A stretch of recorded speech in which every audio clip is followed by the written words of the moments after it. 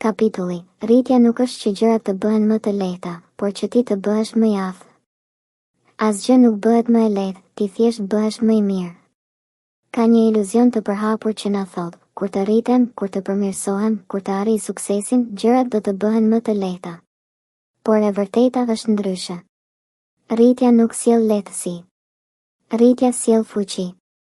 Sjell përgatitje. Sjell aftësi që më parë nuk i kishe. Dhe kështu, ajo që dje dukej e pamundur, sot është thjesht pjesë e ditës tënde. Në fillim, çdo gjë të duket e madhe. Një sfidë e vogël të merr gjithë energjinë. Një pengesë të duket si muri i pakalueshëm. Por ti vazhdon. Rënkon, përpiqesh, gabon, mësosh. Dhe papritur, nuk është se bota u bë më e lehtë. Je ti që je bërë më i fortë. Është si të ngresh pesha. Në fillim, pesha të thyen. Më pas, e njëjta peshë të ndërton. Sepse nuk ndryshoi pesha. Ndryshove ti. Kjo vlen për gjithçka në jetë, për marrëdhëniet, punën, shëndetin mendor, ëndrat. Të gjitha mbeten po aq të ndërlikuara, por ti nuk je më ai apo ajo që ishe. Ti nuk e kërkon më rrugën më të lehtë. Ti zgjedh rrugën që të rrit. Rritja nuk është komoditet. Është përballje.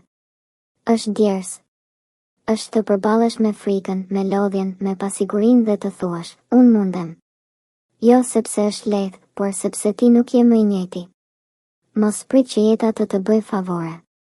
Ajo të jep prova, jo lehtësi. Por çdo provë që kalon është një dëshmi që ti je bërë më shumë, më i qëndrueshëm, më i mençur, më i aftë. Rritja nuk është dhuratë. Është fitore. E përditshme. E ndershme. E jotja. Fundi kapitullit. Ti nuk ke nevojë që jeta të bëhet më e lehtë. Ke nevojë që çdo ditë ti të bëhesh më i mirë se dje. Dhe ja ku je, duke e bërë.